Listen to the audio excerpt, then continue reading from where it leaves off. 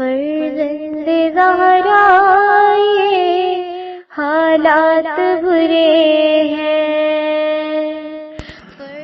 کاشانۂ بصیرت ایک ایسا مکمل یوٹیوب چینل جس پر محروم بصارت کے لیے بالخصوص اور تمام افراد کے لیے بالعموم سینکڑوں کی تعداد میں اسلامی کتب دستیاب ہیں۔ لہذا گزارش ہے کہ آپ اپنی ذمہ داری نبھاتے ہوئے کاشانۂ بصیرت کو سبسکرائب کرنے کے ساتھ ساتھ بیل آئیکن کو پریس کیجئے تاکہ آپ علم کے حصول کے ساتھ ساتھ مذہب اہل بیت کی اشاعت میں بھی اہم کردار ادا کرتے رہیں۔ کاشانۂ بصیرت، کاشانۂ بصیرت، کاشانۂ بصیرت۔ فرزند زہرا یہ حالات برے ہیں۔ السلام علیکم سامعین، کاشانۂ بصیرت کے یوٹیوب چینل سے نورین عباس آپ کے ساتھ موجود ہے۔ آج ہم سپر برین آف اسلام کا 21واں حصہ شروع کرنے جا رہے ہیں۔ عنوان وہی ہے جو ہمارا پچھلا عنوان تھا۔ 16واں عنوان ہے جس کا نام ہے متوکل اور ابن راوندی۔ صفحہ نمبر 135 پہ ہم نے ڈسکنٹینیو کیا تھا۔ آج ہم وہیں سے شروعات کرتے ہیں اپنے مطالعے کی، تو چلیں شروع کرتے ہیں۔ بسم اللہ الرحمن الرحیم۔ جیسا کہ ہم کہتے ہیں کہ بنی نوع انسان فطرت میں زندگی گزار رہا ہے، اور قدیم مشرق والے کہتے ہیں کہ انسان کائنات میں زندگی گزار رہا ہے، آج ہم کہتے ہیں کہ فطرت ہمارا احاطہ کیے ہوئے ہے، جبکہ قدیم مشرق والے کہتے ہیں کہ دہر نوع انسانی کا احاطہ کیے ہوئے ہے۔ بعض لوگوں کا یہ تصور غلط ہے کہ کائنات زمان یا مکان کے معنوں میں مستعمل ہے اور نہ ہی جہان کے معنوں میں استعمال ہوتا ہے، جبکہ طبیعت یا فطرت ایک ہی چیز کے نام ہے۔ متوکل کہنے لگا، تم اپنی کتاب میں کائنات کی مانند واضح آشکارا چیزوں کے منکر ہوئے ہو۔ تمہارا کہنا ہے کہ کائنات کا اپنا کوئی وجود نہیں، اور یہ ہم ہیں کہ کائنات کو وجود میں لاتے ہیں۔ جیسا کہ تم نے ایک مرتبہ خود بھی سن لیا، مجھے کہا گیا کہ تو مرگی کا مریض ہے، لیکن جب میں نے تم سے بات چیت کی تو پتہ چلا کہ تم تو بہت عقل مند انسان ہو۔ لیکن اب جب کہ میں تمہاری کتاب کے کائنات کے متعلق باب کو دیکھتا ہوں تو مجھے گمان ہوتا ہے کہ کہیں تمہارے متعلق مرگی کا مریض ہونے کی افواہ درست تو نہیں۔ میرا خیال ہے کہ یہ افواہ بے بنیاد نہیں ہے، کیونکہ تم نے لکھا ہے کہ کائنات کا وجود نہیں ہے، کیونکہ ایک عاقل انسان جو عالم ہونے کا دعویٰ بھی کرے کائنات جیسی چیز کا جو خداوند تعالیٰ کے بعد سے بڑی چیز ہے، انکار نہیں کر سکتا۔ ابن راوندی بولا، اے امیر المومنین، کائنات کا وجود ہمارے ذہنی تصور کی اختراع ہے، نہ کہ حقیقی صورت میں پایا جاتا ہے۔ خلیفہ نے کہا، اپنی بات کی وضاحت کرو۔ وہ اصفہانی شخص بولا، میرا مطلب یہ ہے کہ ہمارے حواس کائنات کو جس صورت میں درک کرتے ہیں اس کی اصلی صورت نہیں۔ جس طرح ایک ماحوظ ذات نابینا مختلف رنگوں میں امتیاز نہیں کر سکتا، جس طرح ایک مادر ذات نابینا مختلف رنگوں میں امتیاز نہیں کر سکتا، اس کے سامنے رنگوں کی کتنی تعریف کیوں نہ کی جائے وہ زرد اور سبز رنگ کی شناخت نہیں کر سکے گا۔ اگر ہم آدم کے بیٹے اس دنیا میں مادر ذات نابینا آتے اور کوئی چیز دیکھ یا سن نہ سکتے تو کائنات کے متعلق ہمارا تصور ہمارے موجودہ تصور سے قطعی مختلف ہوتا۔ میں اپنی کتاب میں یہ کہنا چاہتا تھا کہ کائنات اپنی ذات میں اس صورت میں نہیں جس میں اسے ہم دیکھتے ہیں، یا اس کی آوازیں ہوا یا دریا کی موجوں یا آسمانی بجلی کی مانند سنتے ہیں۔ یہ ہماری آنکھیں اور کان ہیں جو کائنات کو اس موجودہ صورت میں دیکھتے اور سنتے ہیں۔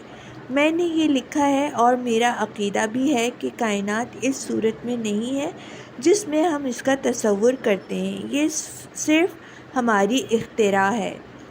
ہماری آنکھ کا ڈیلا جو محدب ہے، اگر مقد ہو ہوتا تو کائنات کو دوسری صورت میں دیکھتا۔ خلیفہ بولا، اگر کائنات کو دوسری شکل و صورت میں بھی دیکھتے تو بھی اس کے وجود کا انکار نہیں کر سکتے تھے، پس کسی اور شکل و صورت میں بھی اس کا مشاہدہ ناگزیر تھا۔ اگر ہم مادرزاد اندھے بھی ہوتے تو بھی کائنات کا احساس کرتے، اور ہمارا یہ احساس اس بات کا ثبوت ہے کہ کائنات کا وجود ہے، جبکہ تم نے اپنی کتاب میں اس کے وجود کا انکار کیا ہے۔ ابن راوندی نے کہا، اے امیر المومنین، اگر کوئی شخص کائنات کے بارے میں میرے اقتباس کو غور سے پڑھے تو معلوم ہوگا کہ میں نے کائنات کا انکار نہیں کیا، بلکہ میں نے کہا ہے بنی نوع انسان میں سے ہر ایک نے کائنات کا اپنا اپنا تصور اپنا رکھا ہے۔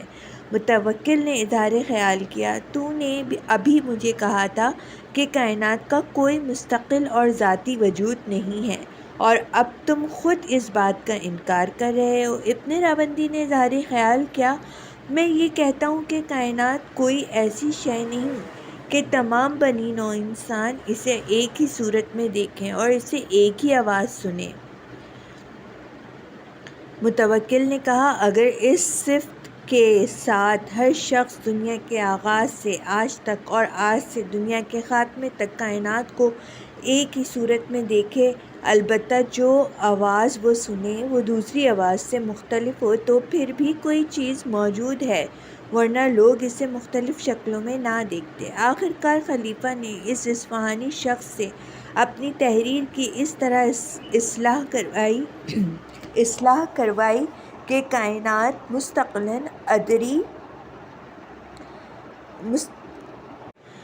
مستقلاً اور فی زاویہ موجود ہے، لیکن اس بات کا امکان ہے کہ ہر شخص اسے منفرد شکل میں دیکھے۔ اور اس کے بعد خلیفہ نے راوندی کی کتاب کے ایک دوسرے حصے کے بارے میں بحث کی اور کہا، مجھے معلوم ہے کہ تو نے موت کے متعلق فیثاغورس کے قول کا تکرار کیا ہے اور کہا ہے کہ جب میں ہوں تو موت نہیں، اور جب موت آئے گی تو میں نہیں ہوں گا، لہٰذا موت سے میرا کوئی ایسا تعلق نہیں کہ میں اس کا سبب تلاش کروں اور تحقیق کروں کہ موت کیا ہے۔ ابن راوندی نے محسوس کیا کہ خلیفہ ایک ایسے مرحلے میں داخل ہو گیا ہے جو اس کے لیے خطرناک ثابت ہو سکتا ہے، ممکن ہے وہ اسے الٹا لٹکا دے۔ خلیفہ نے اظہار خیال کیا کہ یہ نظریہ جو تم نے بیان کیا ہے ایک مشرک کا نظریہ ہے، اور تمہیں کسی مشرک کے نظریے کو اپنے نظریے کی بنیاد نہیں قرار دینا چاہیے۔ مجھے معلوم ہے کہ کچھ عرصے سے یونانیوں کے نظریات ہماری کتابوں میں رقم ہو رہے ہیں، لیکن وہ نظریات اقوال کی نقل ہیں، انہیں کسی نظریے کی بنیاد قرار نہیں دینا چاہیے، البتہ فقط اس صورت میں کہ وہ ہمارے مذہبی قوانین سے مطابقت رکھتے ہوں۔ ابن راوندی اسی طرح خاموش رہا۔ خلیفہ بولا، تم ایک مسلمان ہو، تم نے تسلیم کر لیا ہے کہ توحید و نبوت اور معاد کے قائل ہو، تم کیسے کہتے ہو کہ تمہارا موت سے کوئی تعلق نہیں اور اس کے بارے میں تحقیق نہیں کرنا چاہیے؟ شاید تو نہیں جانتا کہ ایک مسلمان اگر موت سے بے تعلق ہو اور اس کے بارے میں تحقیق سے گریز کرے تو اس کا ایمان سالم نہیں رہتا، کیونکہ معاد جو اصول دین میں سے ہے اس کا تعلق موت کے بعد کی زندگی سے ہے۔ ابن راوندی نے کہا، اے امیر المومنین، میں نے اپنی کتاب میں مذہب کی روح سے موت کے متعلق اظہار خیال نہیں کیا، بلکہ جو کچھ میں نے عرض کیا ہے ایک فلسفیانہ نظریہ ہے۔ خلیفہ بولا، فیثاغورس چونکہ مشرک تھا اس لیے اس پر کوئی قدغن نہیں کہ اس نے موت سے لا تعلقی کا اظہار کیا، لیکن تمہیں ہرگز نہیں لکھنا چاہیے تھا کہ تمہیں موت سے کوئی تعلق نہیں، بلکہ تمہیں تو اس بارے میں تحقیق کرنا چاہیے۔ ابن راوندی نے جواب دیا، موت ایک ایسی چیز ہے جس کے بارے میں تحقیق نہیں ہو سکتی۔ متوکل کہنے لگا، آخر اس کی کیا وجہ ہے؟ ابن راوندی نے سوال کیا، اے امیر المومنین، ایسا کون سا طریقہ ہے جس کے ذریعے موت کے بارے میں تحقیق ممکن ہے؟ جس دن سے انسان خلق ہوا اس دن سے لے کر آج تک اس نے کوشش کی ہے کہ موت کا راز جانے، لیکن ابھی تک اسے کوئی ایسا ذریعہ ہاتھ نہیں لگا جو موت کا راز جاننے کا سبب بنے۔ متوکل نے کہا، موت کا راز اس طرح معلوم کیا جا سکتا ہے کہ وہ کون سا توازن ہے جس کی وجہ سے زندگی رواں دواں رہتی ہے اور کون سا عدم توازن ہے جو موت کا باعث بنتا ہے۔ ابن راوندی خلیفہ کی باتوں سے حیران رہ گیا، کیونکہ جو کچھ متوکل نے کہا وہ صرف ایک عالم ہی کہہ سکتا تھا، اور ابن راوندی کو خلیفہ کی زبان سے ایسی گفتگو کی توقع نہیں تھی۔ اس کے بعد ابن راوندی نے کہا، اے امیر المومنین، اس راستے کا ڈھونڈنا ڈاکٹروں کا کام ہے، اور انہیں یہ سمجھنا چاہیے کہ جو توازن زندگی کو جاری رکھنے کا ضامن ہے وہ کس قسم کا توازن ہے، اور وہ عدم توازن جو موت کا باعث بنتا ہے وہ کون سا عدم توازن ہے۔ متوکل نے اظہار خیال کرتے ہوئے کہا، ہر وہ عالم اس راستے میں تحقیق کر سکتا ہے، اور نہ صرف ڈاکٹروں پر موت کا راز افشا کرنے کا انحصار ہے بلکہ علماء دین بھی موت کا راز معلوم کر سکتے ہیں۔ ابن راوندی نے پوچھا، کس ذریعے سے؟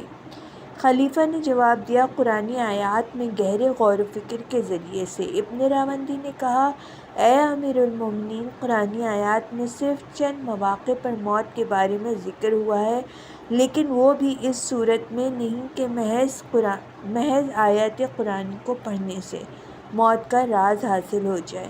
متوکل نے کہا، میرے کہنے کا یہ مطلب نہیں کہ محض قرآنی آیات کی تلاوت سے موت کا راز معلوم کیا جا سکتا ہے، بلکہ میرے کہنے کا مقصد یہ ہے کہ انسان آیات قرآنی کی گہرائی میں جا کر موت کا راز پا سکتا ہے۔ متوکل کے قول سے یہ پتہ چلتا ہے کہ اس زمانے کے مسلمان اس بات کے معتقد تھے کہ آیات قرآنی ظاہری معنوں کے علاوہ باطنی معنوں کی بھی حامل ہے۔ ہر کوئی ان کے معنی تک رسائی حاصل کر سکتا ہے۔ ان معنی کو جاننے کے لیے قرآنی علم کا سمجھنا ضروری ہے۔ ایک روایت کے مطابق یہ نظریہ دوسری صدی ہجری کے شروع میں وجود میں آیا، پھر تیسری اور چوتھی صدی میں اور اس کے بعد آنے والی صدیوں کے دوران اسلامی ممالک میں فروغ پانے کے ساتھ ساتھ مضبوط تر ہوتا چلا گیا، اور مسلمانوں کے روحانی علماء نے یقین کر لیا کہ قرآن ظاہری معنوں کا حامل ہونے کے ساتھ ساتھ باطنی معنی بھی رکھتا ہے۔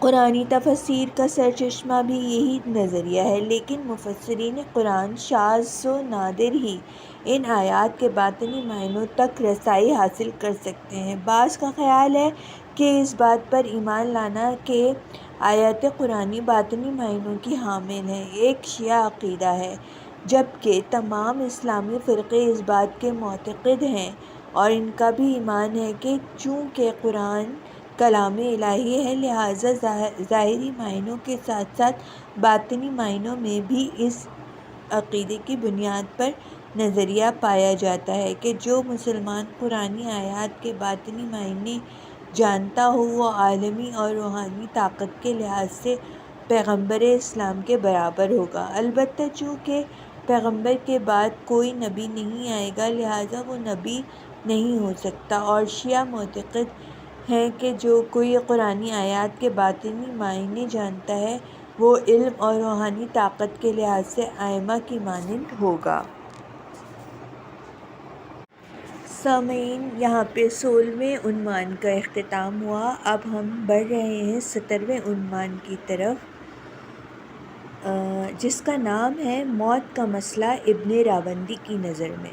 ابن راوندی اپنی کتاب میں موت کا راز فاش نہ کر سکا، اور جیسا کہ ہمارے مطالعے میں یہ بات آئی ہے، اس نے عباسی خلیفہ متوکل سے کہا، موت کا راز کسی طرح سے افشا نہیں ہو سکتا، لیکن اپنی کتاب میں موت کے بارے میں ایسے نظریات پیش کیے جو شاید آج کسی کی نظر میں کسی خاص اہمیت کے حامل نہ ہوں، لیکن 1150 سال پہلے پرکشش نظریات تھے۔ ان میں اس نے کہا کہ کوئی بھی یہ بات نہیں سمجھ سکتا کہ اس کی موت کیسے واقع ہوتی ہے جب تک وہ موت کو خود نہ آزمائے، اسے درک کرنے پر قادر نہیں ہو سکتا۔ دوسروں کی موت کے مشاہدے سے انسان اپنی موت کے لیے کچھ نہیں سیکھ سکتا، اور جب تک انسان موت کو اپنے اوپر نہ آزمائے اس وقت تک اس کی سمجھ میں یہ بات نہیں آ سکتی کہ موت کیسے ہوتی ہے۔ ابن راوندی کا موت کے بارے میں دوسرا نظریہ یہ ہے کہ کوئی بھی اپنے آپ کو مردہ نہیں سمجھ سکتا، اور انسان جب تک زندہ ہے اس کے لیے محال ہے کہ وہ اپنے آپ کو مردہ گردانے، اس لیے کہ اگر اسے علم ہو کہ مردہ ہے تو یہ بات اس کی دلیل ہے کہ وہ زندہ ہے، اور اگر زندہ نہ ہوتا تو اسے مرنے کا علم کہاں سے ہوتا۔ موت کے متعلق ابن راوندی کا تیسرا نظریہ اس عرصے کے بارے میں ہے جب انسان مردہ ہوتا ہے اور زندہ نہیں ہوتا۔ ابن راوندی کہتا ہے کہ کسی مردے کو اس بات کا علم نہیں ہوتا کہ وہ مردہ ہے۔ اس نظریے کے متعلق اس نے ویسی ہی دلیل دی ہے جیسی جو دوسرے نظریے کے ضمن میں پیش کی گئی ہے۔ وہ کہتا ہے اگر مردہ یہ جان لے کہ وہ مردہ ہے تو اس صورت میں وہ مردہ نہیں ہوگا بلکہ زندہ ہوگا۔ ابن راوندی کہتا ہے مردے میں اپنے آپ کو پہچاننے کا شعور نہیں ہوتا، کیونکہ شعور زندہ لوگوں کی واضح صفات میں سے ایک ہے، اور اگر مردہ اپنے آپ کو پہچان لے اور اس بات سے آگاہ ہو جائے کہ وہ مردہ ہے تو اس صورت میں وہ زندہ شمار ہوگا نہ کہ مردہ۔ اس وجہ سے عام عقیدے کے خلاف وہ یہ نہیں کہہ سکتا کہ اس کے رشتہ دار اس کے سرانے کھڑے رو رہے ہیں، کیونکہ اگر انہیں دیکھ لے اور ان کی گریہ زاری سن لے تو اس بات کی دلیل ہے کہ وہ زندہ ہے، اور اگر مردہ ہوتا تو ہرگز نہ جان سکتا کہ مردہ ہے، اور نہ ہی اپنے ارد گرد کھڑے لوگوں کو دیکھ سکتا ہے اور نہ ان کے رونے کی آواز سن سکتا ہے۔ ابن راوندی نے موت کے متعلق چوتھا نظریہ یہ پیش کیا کہ کوئی بھی مردہ اپنے آپ کو مرنے سے پہلے نہیں پہچان سکتا۔ اس کے بقول اگر فرض کریں ابوالحسن مر جائے، ابوالحسن ابن راوندی کی کنیت تھی، پھر اسے قبر میں رکھ کر دفن کر دیں تو اسے اس بات کا شعور نہیں ہوگا کہ وہ مرنے سے پہلے ابوالحسن تھا، کیونکہ اگر جان لے کہ مرنے سے پہلے ابوالحسن کے نام سے پکارا جاتا تھا تو ضرور اس کو اپنی شناخت کا شعور ہوگا، اور جو کوئی باشعور ہے مردہ نہیں کہلا سکتا۔ موت کے بارے میں ابن راوندی کا پانچواں نظریہ یہ ہے کہ مندرجہ بالا چار نظریات اس بات سے اخذ کیے گئے ہیں کہ آدمی اپنے آپ کو اس بات کا قائل نہیں کر سکتا کہ وہ ایک دن مرے گا اور اس دنیا سے اٹھ جائے گا۔ انسان گمان کرتا ہے کہ وہ ہرگز نہیں مرے گا اور جب اسے قبر میں ڈالیں گے تو زندہ ہو جائے گا، البتہ وہاں اس کی زندگی کی کیفیت اس دنیا سے مختلف ہوگی۔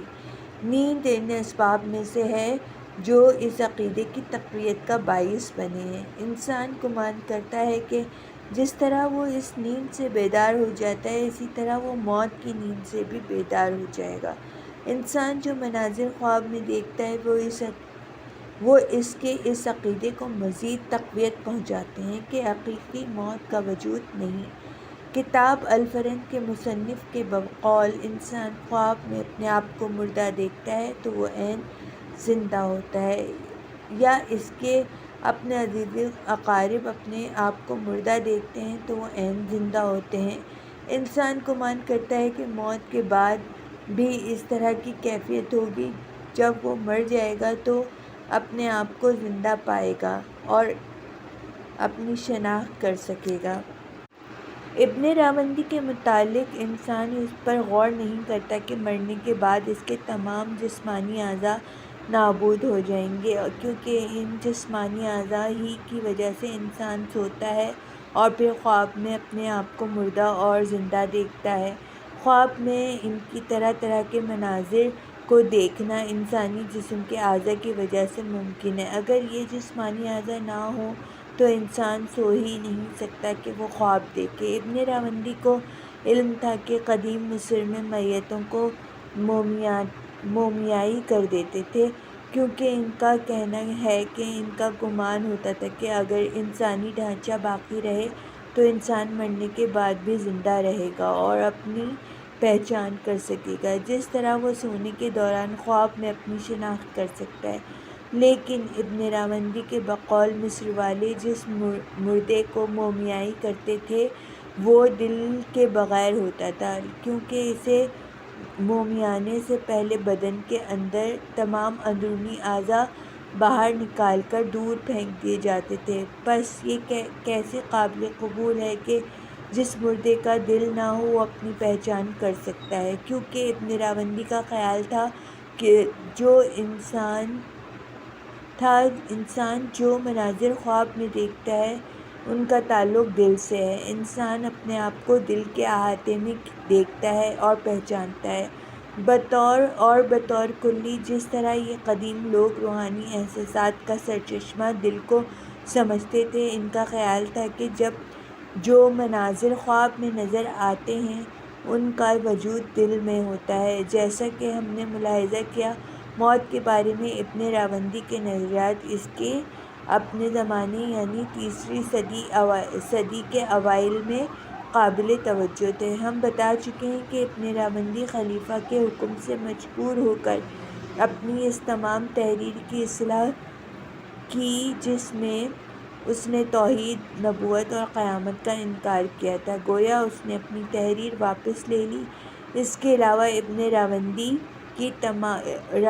کی کتاب میں ایک اور عنوان بھی تھا جس کی وجہ سے عباسی خلیفہ کے دارالحکومت میں اس پر کفر کا فتویٰ لگا۔ عباسی خلیفہ کے دارالحکومت میں کفر کے فتوے کی بات ہے، ہم اس لیے کرتے ہیں کہ وہ علاقے جہاں جعفری مذہبی ثقافت رائج تھی، کسی نے اس دلیل کی بنا پر کفر کا فتویٰ نہیں لگایا، بلکہ جن علاقوں میں علماء جعفری مذہبی ثقافت سے روشناس تھے، ان کا عقیدہ تھا کہ یہ عنوان دین کی تقویت کا باعث ہے۔